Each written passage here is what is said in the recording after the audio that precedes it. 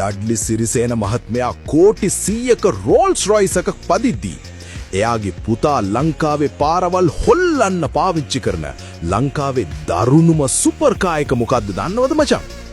ඊ තමයි ලංකාවේ දැනට තියෙන වේගවත්ම සහ බලගතුම හයිපර් කාර් එක වෙන Ferrari SF90 ස්පයිඩර් එක. ලංකාවේ සාමාන්‍ය මිනිස්සු මේ වාහනය ගැන කිසිම දෙයක් නොදන්නවා වුණාට මේක Ferrari සමාගම හදපු ප්‍රථම plug-in hybrid all-wheel drive සුපිරි මැෂින් එකක්. මේකේ ඇතුලේ තියෙන 4.0 ලීටර් twin turbo V8 එන්ජිමයි ඉලෙක්ට්‍රික් මෝටර්ස් තුනයි එකතු වුණාම අශ්ව බල දහසක ඇඟ කිලිපොලා යන දැවැන්ත ජවයක් මේකට ලැබෙනවා.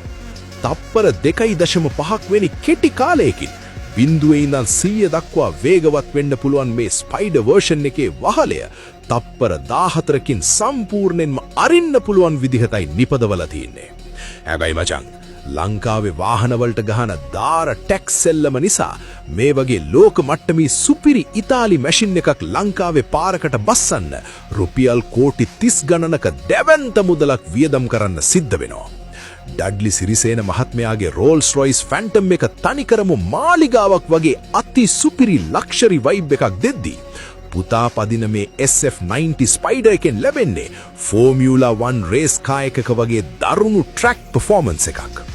කොළඹ හයිවේ එකක වුණත් පැයට කිලෝමීටර් 340ක උපරිම වේගයකට යන්න පුළුවන් මේ බීස්ට් එක ලංකාවේ තාරුණ්‍යයට සල්ලි බලය එකතු වුණාම කරන්න පුළුවන් උපරිම සෙල්ලම පෙන්වන දරුණුම සලකුණක් කිව්වොත් නිවැරදි. ඉතින් ඔයාලා හිතන විදිහට ඩඩ්ලි සිරිසේන මහත්මයාගේ ලක්ෂරි රෝල්ස් රොයිස් එකද නැත්නම් පුතාගේ මේ දරුණු Ferrari SF90 එකද වැඩිපුරම ගැම්ම? පල්ලෙහායින් කමෙන්ට් එකක් දාගෙන යන්න.